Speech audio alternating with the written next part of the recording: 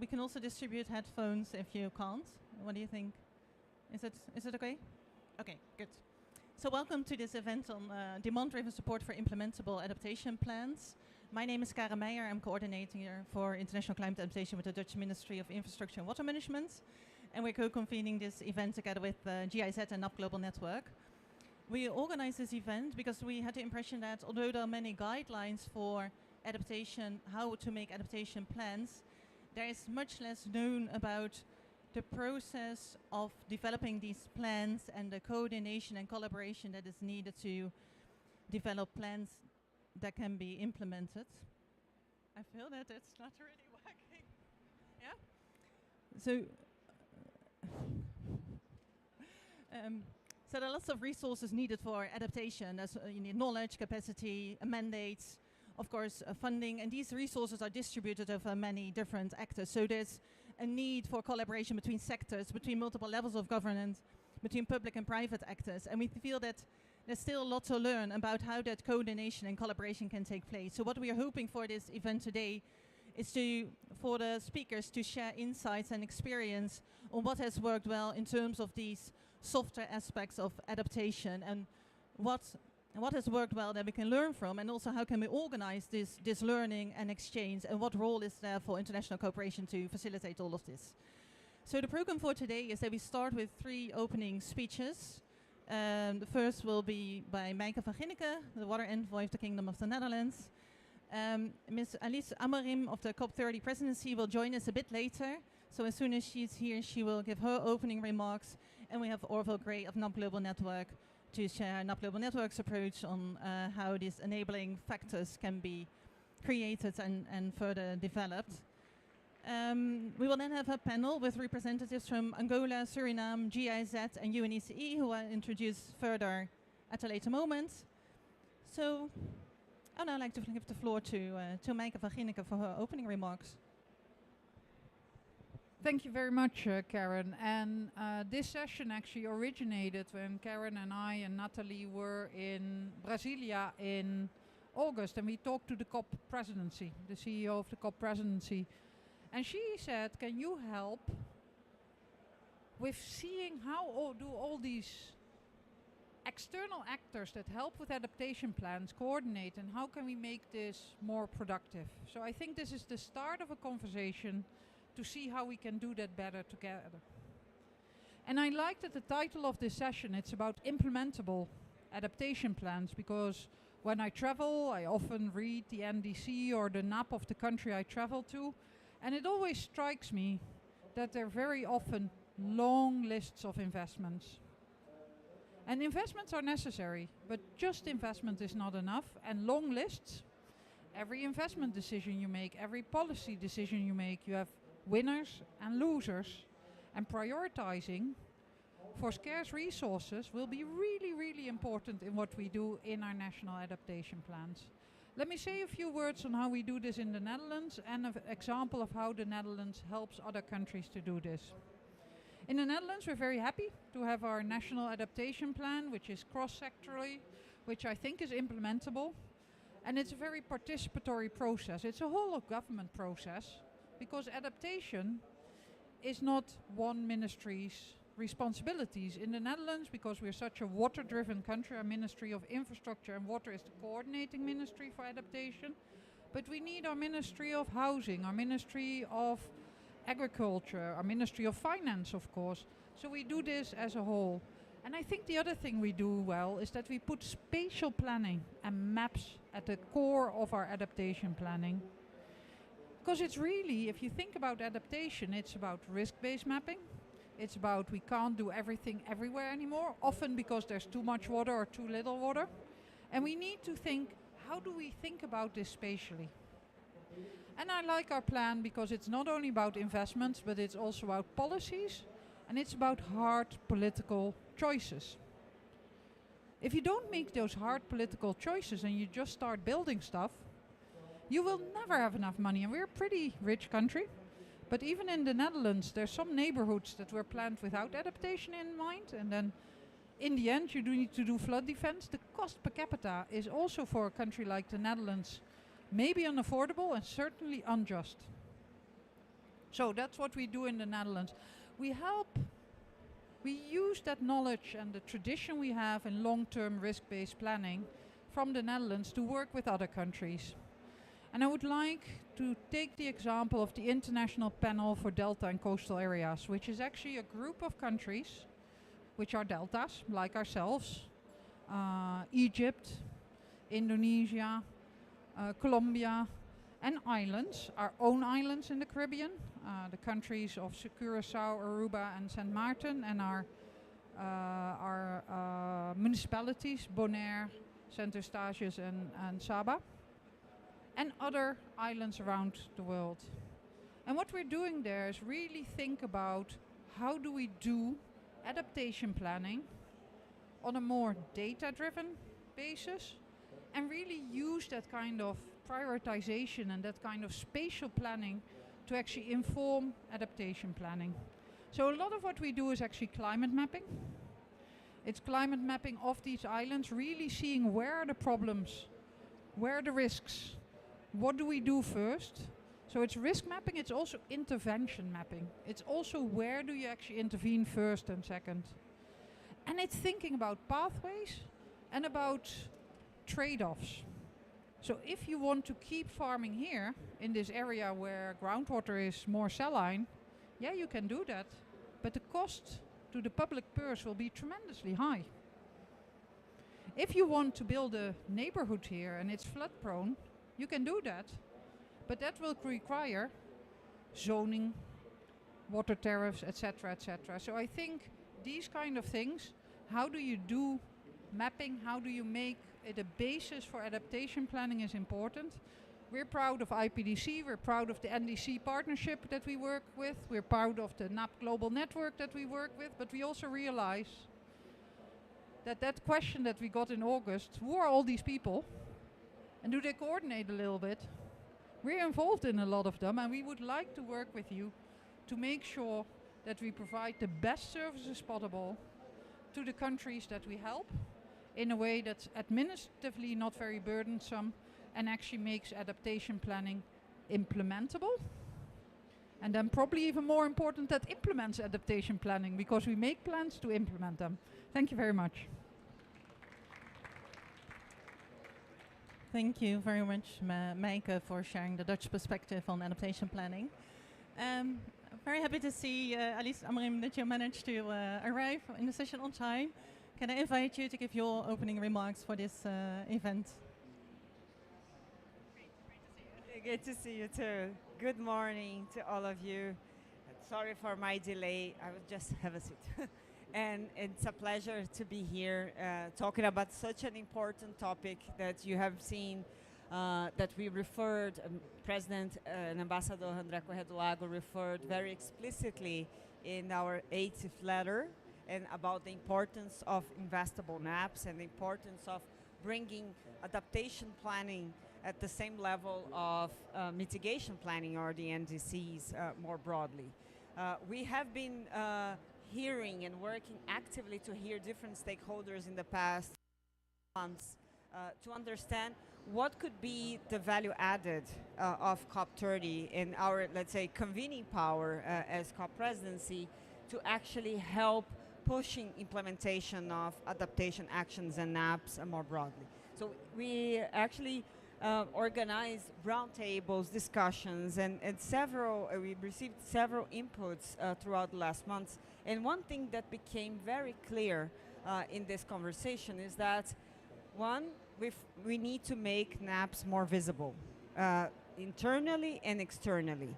That means actually the community that I can see here, but it's much larger than that has been working on NAPs, needs to explain the utility, let's say, how can NAPs actually help solving the question on what are the priorities, how much will it cost to actually implement those actions, what is the governance structure that we need to have in place to effectively deliver NAPs. So the question on the chicken and egg of the existence of adaptation funds also depends a lot on understanding that NAPs are already there in many cases, and they are very important policy tools and planning tools to actually counterbalance the question on we don't have finance because we don't have good projects or all of that. So I think there is one point on communications that I wanted to stress, that it's very important, and events like this, but as we go throughout next week, but also throughout next year, how can we as a community collectively raise the communications around NAPS? The second point is how domestically NAPS are perceived or used by finance ministries, planning ministries in a more effective way. And this is, of course, a country process, or I mean, it's a much more nationally context situation, but it's common everywhere. I mean, at least we have been, maybe in some countries it's more advanced than others, but indeed it's a structural issue. In Addis Ababa, I had the pleasure to attend the Coalition of Finance Ministers for Climate Action discussions with the 2050 pathways, and there was a very lively technical debate about how can you effectively tag public resources domestically according to mitigation outcomes. The conversation on adaptation wasn't that developed there, and I think the question I can actually come back to you as in that position is, how can we bring finance ministries and planning ministries more together into making that NAPS more used? And the third point is something that it's more on the overarching narrative of this COP and the future COPs and climate action overall, which is the fact that we need to understand resilience investment as a must do and not just a moral imperative for all public and private investors from now on everywhere. This is something that it's becoming clear and clear, and we are seeing many stakeholders putting numbers out there in explaining how much resilience investment is actually happening, but we need to do more about that. We need to make sure that all public and private resources actually incorporate mainstream resilience in what they're doing. And this is why the ecosystem of NAPS planning, design, implementation is so well positioned to start helping making that case. So we are happy to see the possible plan to accelerate solutions that will be launched, I think, tomorrow or the day after tomorrow, to help bringing to private sector stakeholders NAPS and NAPS, let's say projects aligned with NAPS as a key opportunity. Well, with that, I think we are very much convinced that COP30 should be an adaptation COP, considering that we are seeing not only the impacts, but that the convention was designed to bring adaptation and mitigation all together. Of course, back then with the idea that adaptation would be a if we were not effective in implementing mitigation actions in time. We are no longer in the time of the if, we are in the time of win-win situations, in the moment where we are going to a space where mitigation and adaptation, this division of adaptation and mitigation does not make sense anymore. And I think we do need the community that has been working on adaptation to stand up and actually occupy that space even more strongly, to make sure that non-state actors and all different communities at the subnational level and so on embrace this task, which is not easy, it's hard to measure, but once we get the indicators approved for hopefully by the end of this COP, that the implementation of the GGA, which is our ultimate goal, of course, it's actually much more effective and it happens in a shorter term in an inclusive way. So thank you so much for the invitation, for organizing this discussion, and looking forward to continuing this debate and how we can advance action aligned with the implementation of NAPS. Thank you. Thank you. Thank you so much. I think it's a very interesting point that you're mentioning, that the more visible NAPS will be, and the more the profile of NAPS will be raised, the more interested there may also be in for different actors to being involved, which will hopefully improve the quality and implementation possibility. Thanks a lot for sharing your perspectives. Then we'd like to move to Orville Gray, the NAP Global Network, to share the NAP Global Network's approach to supporting adaptation. I think there are slides.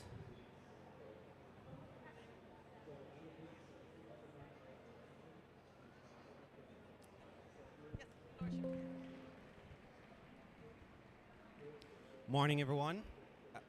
I hope you're all much cooler than you were yesterday, but I'm sure you're all adapting to where we are, so nothing new. Thanks for having us. I'm happy to be part of this conversation and delighted to pick up on the back end of two very influential speakers. Now, what I'm going to do is set a bit of framing for the conversation that we have had here. And to be honest, the way the conversation has started already, I think it's been very much framed, but I'm just going to put a little bit of technical spin behind some of the conversation. So where we start and how do we look at this as NAP Global Network? For us, we put adaptation at the heart of decision making. It's, as we've heard from the two speakers, this is not something that we can pretend is not happening. This is not something that doesn't fit within our everyday lifestyle. This is the reality of how we govern, whether we are developed countries or developing countries. So for us, we want to be able to help countries to identify their current and future climate risks. What is it that they're dealing with respect to climate change? How are they addressing those concerns? Are there things that are new, not anticipated? How do they plan for those? How do they do the risk analyses that are necessary in the face of climate change? As Alice mentioned, we're no longer trying to figure out adaptation having solved mitigation. We're now in a state where we must do adaptation and mitigation together if we're going to be successful. So for us, it's trying to make sure that we understand the changing climate and be able to address the concerns there. So it's putting in place the systems and capacities to make adaptation planning a reality, to make it work, to make it successful in countries. Now, we can't talk about this without mentioning the numbers, because this is one of the things that we've been hearing every climate change COP or every ministerial. It's how many NAPs have been produced. And in terms of the numbers, we have, I think, 67 NAPs submitted to the UNFCCC registry to date. But what this doesn't account for is the fact that practically every developing country has a national adaptation planning instrument of some sort in place. And I think this is something that we need to keep in the back of our minds, is that we're not waiting for national adaptation plans to be finalized before submitting and implementing. There's a lot of work already taking place. So countries may have a national development plan or an adaptation chapter in their NDC or an adaptation strategy that has been done at a national level but not submitted, or part of their disaster risk reduction plan. Adaptation is very much integrated. The National Adaptation Plan takes it to the next level and relates it to the national development plans of countries. That's the level where a national adaptation plan sits. And that's one of the reasons why they've been asking for parity with NDCs. There are over 121 developing countries that have an approved grant from the Green Climate Fund. That tells you that countries are very much trying to access support. So we get to the demand-driven support for national adaptation plans. Countries are actively tapping into all areas of support.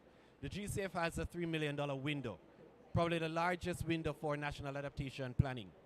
And almost every developing country has tapped this window.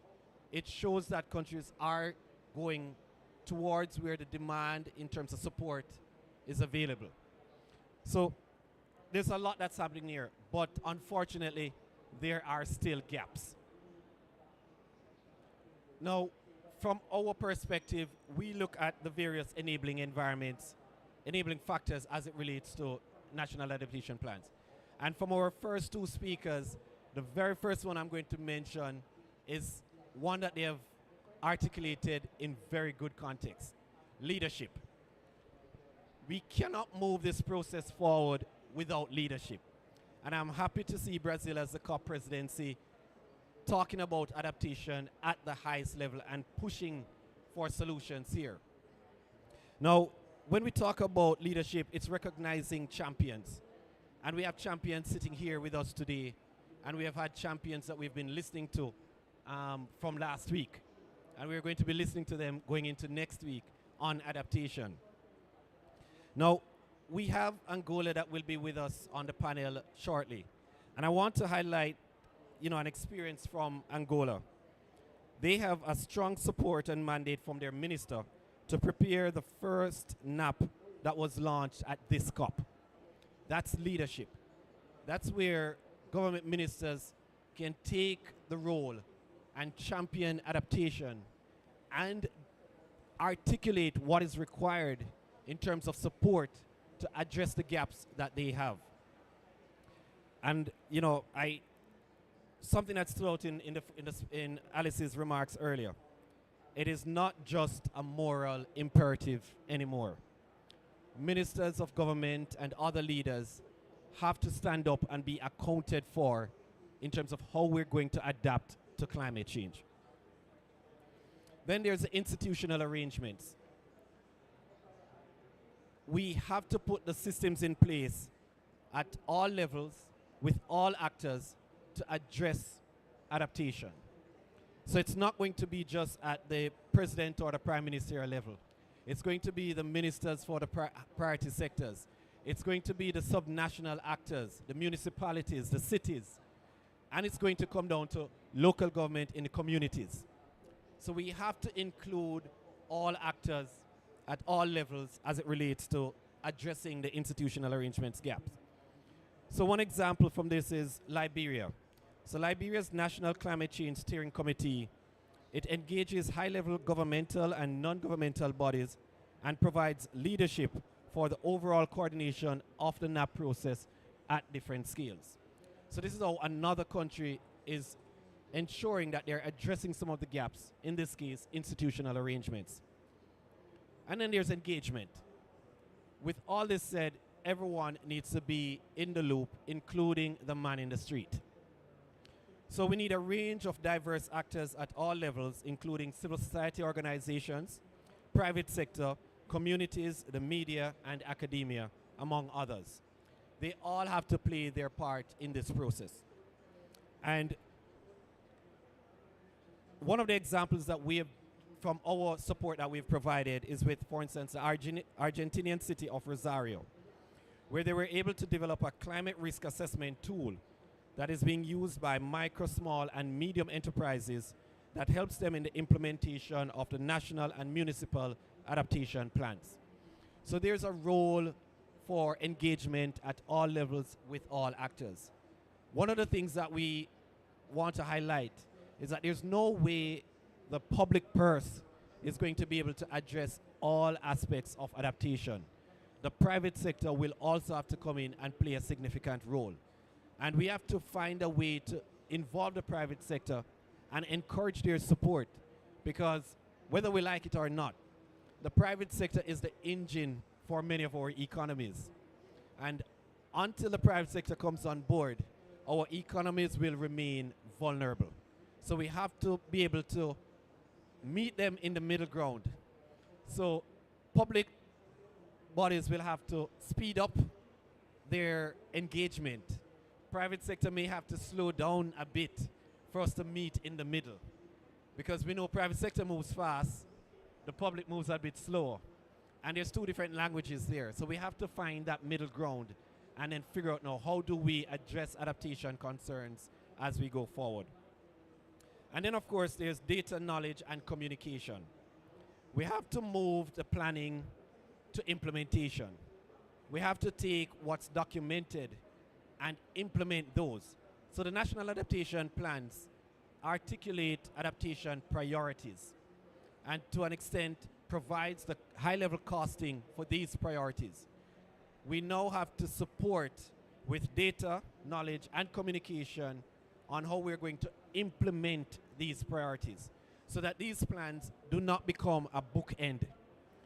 They're not used to catch a door or a window, but they're actually being utilized at different scales to implement the priorities that have been identified within those documents, recognizing that it's a snapshot of a process that is continuous.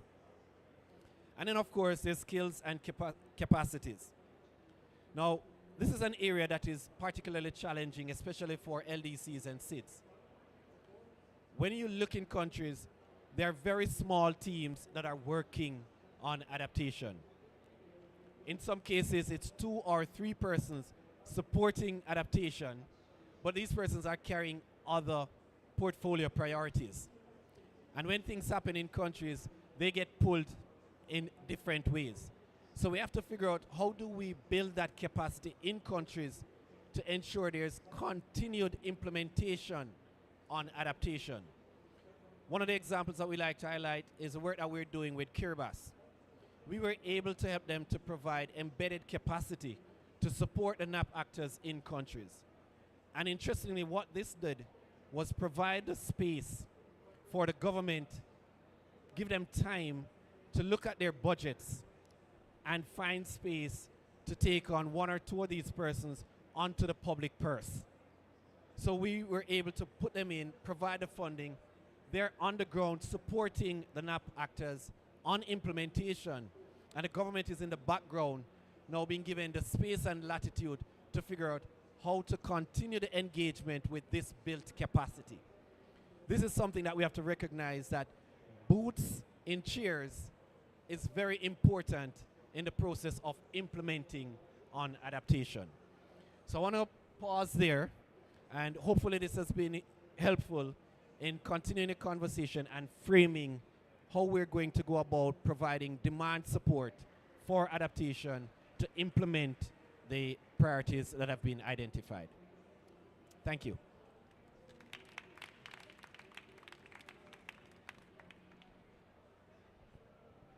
Thank you very much. It's really useful, I think, as a framing to have this conceptual understanding of what can help and how can support for adaptation be organized, and what are the important factors to address, and innovative approaches how NAP Global Network is supporting this. So thanks a lot, Orville.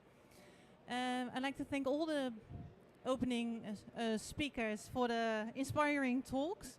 We will now move to the panel discussions. I would like to invite our 4 panelists to the floor.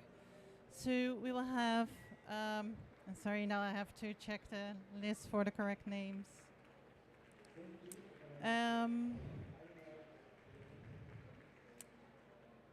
I'd like to invite Ms. Yvonne Pascol from the Ministry of Environment of Angola, if she has arrived already. Yes, Oefling, could you please take a moment to settle down? Ms. Yvette Patterson, Deputy Permanent Secretary of Climate Change of the Government of Suriname, please have a seat. Mr. Jochen Renger of GIZ, and Ms. Lucia de Strasser of UNEC, please come forward. In the panel discussion, we would like to hear from the panelists their experiences in the progress that has been made on adaptation and what factors really help make this progress. And in a second round, so I would like to ask you all to keep your first remarks short so we can have a second round of questions in which we focus more on the role of international cooperation. But may I first ask you, from the experience from Angola, what would you like to share in terms of recent progress that has been made on adaptation planning or implementation, and what really helped make this progress? Thank you very much. Good morning to all.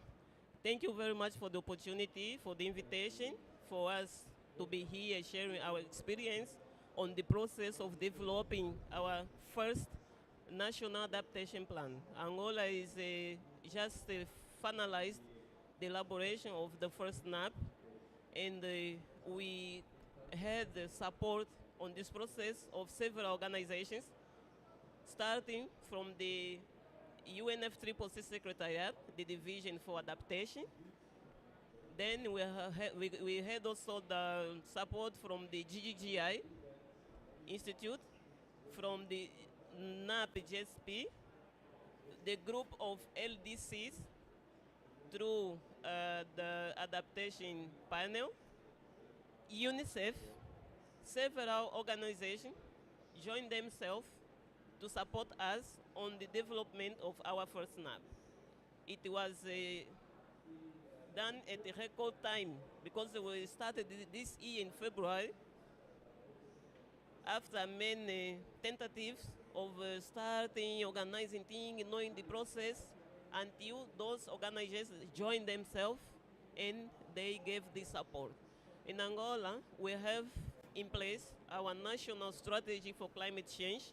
Is the main policy for climate change in Angola, and our strategy foresees the development of our NAP, and from there, then we had all the arrangement, institutional arrangement, the political arrangement for us to start this process of NAP.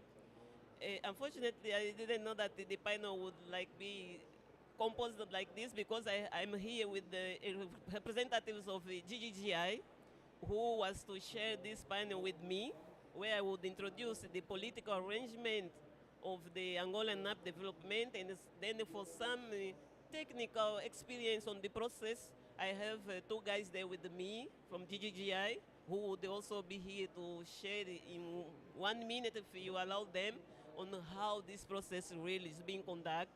But we really appreciate a lot the support of those organizations, including NAP-GSP. They were one of the main also organizations that gave us this support. So to say that we are ready to submit, because it was just finalized, we will submit, and then from after COP, we will be then organize ourselves to start implementing, move into the implementation step. Right now, we are just to submit during COP and time. Then after that, we will be ready to start the stage of implementation. Since you are moderating, I don't know if I have 1 minute now to give to one of my guys, or if we continue, then if we have the opportunity to share some more details on how the process of NAP development of Angola was. Yeah, allow me, Nick, would you like to? Okay. Thank you. We'll allow that in the next round, and congratulations on your NAP publication. I'd like to move to Suriname. Could you also share the progress that was made and what really helped make this progress? Thank you. I also want to thank the organizers for having me here to represent Suriname and also share the information that we have with regard to our National Adaptation Plan. Our National Adaptation Plan is from the year 2019, and it has a 10-year lapse, which means that it expands all the way to 2029. It was submitted to the UNFCCC in 2020, and recently we were able to assess the first 3 to 4 years of the NAP implementation. Within that report, the NAP progress report, we call it, that was developed with the assistance of the NAP global network, we were able to identify the challenges, the barriers, and of course the progress that we have made, because as already mentioned in the beginning, the National Adaptation Plan is supposed to be implemented. But for a developing country, it's a challenge, especially when it comes to finance, capacity building and strengthening, and also institutional arrangements. If that is not in place, in our case, we face a lot of challenges to implement the NAP, but we were able to make some progress when it comes to institutional arrangement. While the NAP was being developed, we did not have our Environmental Framework Act approved. In 2020, it was approved, and it even went through an adjustment where we had it resubmitted again, the change had resubmitted again to Parliament, and that was approved last year. So we have a good functioning Environmental Framework Act. The Ministry of Environment, to be honest, we have made some transitions and changes when it comes to the environmental policy institution. At first, we started under the Cabinet of the President as an environmental unit. Then we were placed under the Ministry of Spatial Planning and Environment. And recently, with the government change, we are now, the Environmental Directorate is within the Ministry of Oil, Gas, and Environment. So, but that is just a name change. If you look at that way, for us, it's like we are continuing with the implementation. We do have for our main priority sector, which is the water sector, we have developed also a sectoral adaptation plan. And for the health sector, we have gone through the process. We have a draft sectoral plan for the health sector, which is almost finalized and will also go into implementation. With regard to the water sectoral plan, that is being implemented. The only thing is that with the assistance of the UNDP, we were able to make an assessment when it comes to how is the best way to implement those actions stated within the sectoral, in the water sectoral adaptation plan. And one of the issues that was included is how can we address and access finance easily to implement those actions in the water sectoral plan.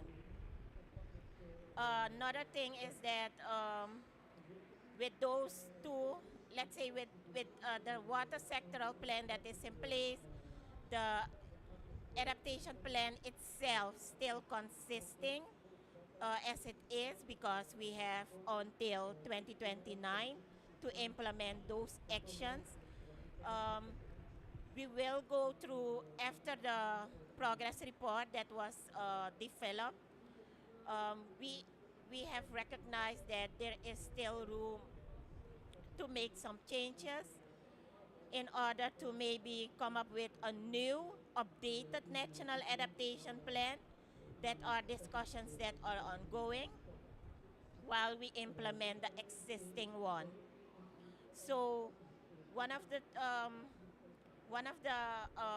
actions, or one of the things that is needed, is especially finance, good partnerships, which we already have, but I think we should explore them in a more effective way, and also look at the institutional arrangement as it is now, because we have made some changes within government when it comes to adaptation, when it comes to environment and the policy coordination for environment. So that is what I can share for now, and if something else come up, I will share that with you. Thank you.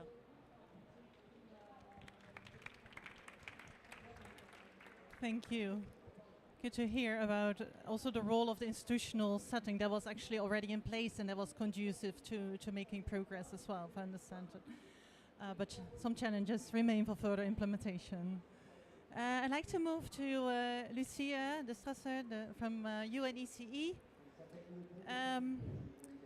Could you also share how UNECE is supporting adaptation planning processes and the implementation of adaptation processes in transboundary basins? Thank you. Yes, pleasure to be here.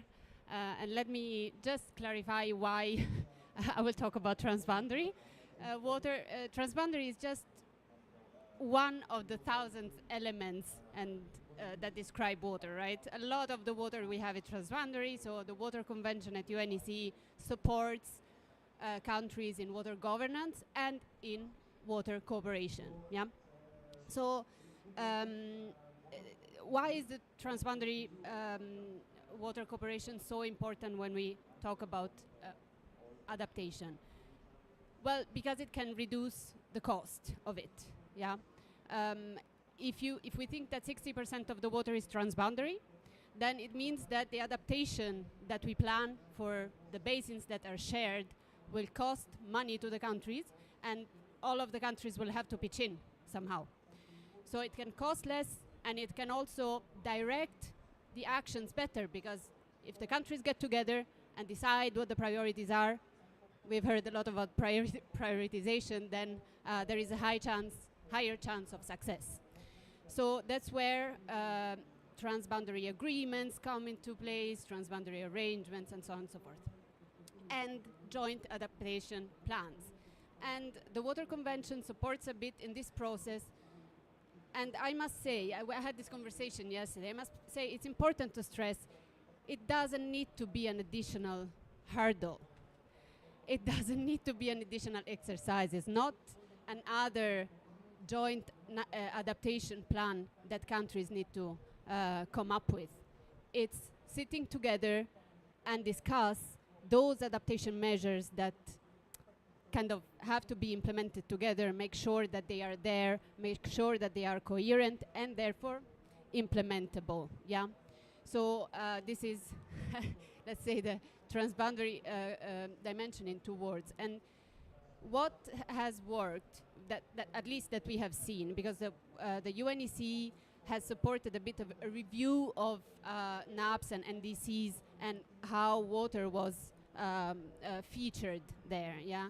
So we see that first, it's very important to identify the benefits of adaptation and the benefits of cooperation and to spell them out.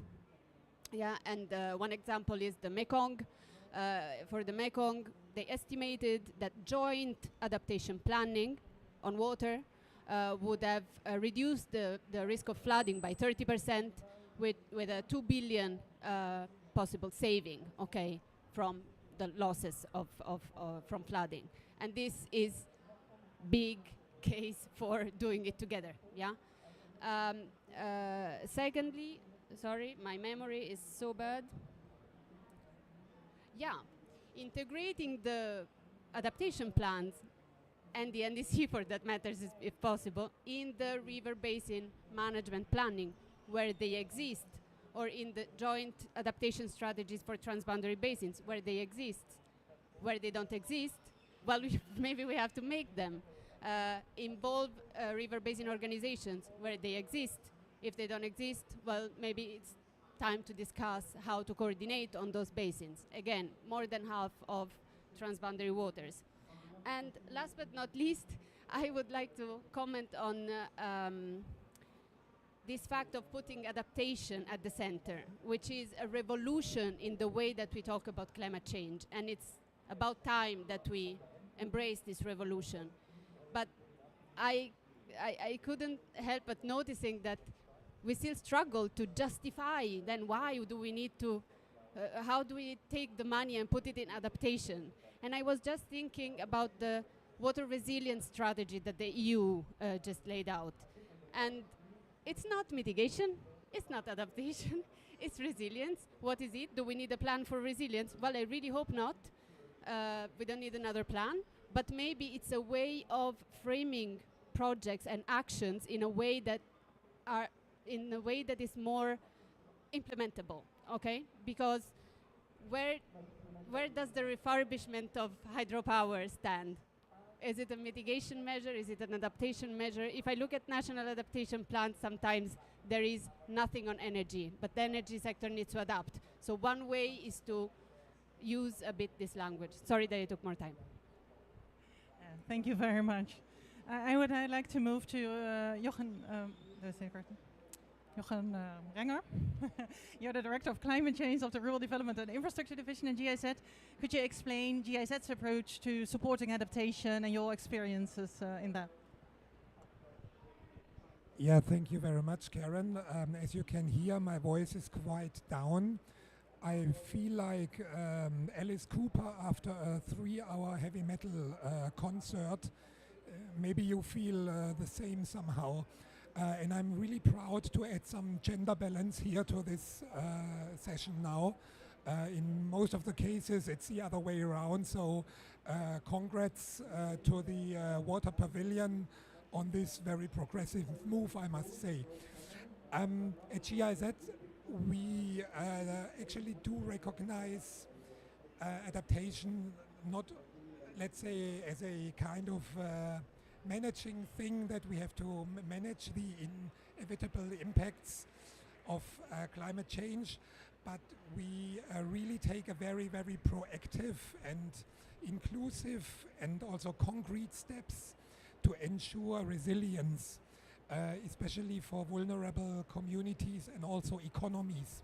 And I'd like to stress here the perspective of the economy, because, you know, from a macroeconomic perspective, climate change is a severe threat, and also on the company level, climate change is a severe threat, and the macroeconomic system has to adapt, and also, you know, enterprises have to adapt. I had a quick look to a number of NAPs, and well, a lot of countries have developed NAPs. That's the good news. Orville, you have shown impressive figures. This is really great. We have these NAPs, we have a lot of frameworks, but they, as we have already seen, they remain quite, well, they are not, in many cases, they are not really connected to actual implementation. And there is another notion that I learned over the past 2 days. Of course, there is a lack of financing, and well, NAPs, they have a kind of shopping list of investment projects, but they are not investment plans. So it's very much a political or a strategy paper, which is good. We need to have this, no doubt about it. But it has to be translated into real action. It has to be translated into investment plans that attract the financial industry, private investors, and also private banks. So this is for me now a really a bold step, and we as GIZ, we will work on linking now the NAPs to get investment on board. A lot has been said by Orville about, you know, the success factors of NAPs, and GIZ, since you have asked where we are working in, of course we are working in skill development, in building capacities, which is very much also all about process facilitation and organizational development, and certainly since we have joined also all the international alliances, we are also working on this multilateral fora level, because it's so important to jointly ring the bell and do the wake-up calls. Last but not least, I'm super proud that the Water for Climate Pavilion is, you know, talking about adaptation now, because we do have a simple statement, and it goes like this: what energy is for mitigation, water is for adaptation. And so I'm happy to discuss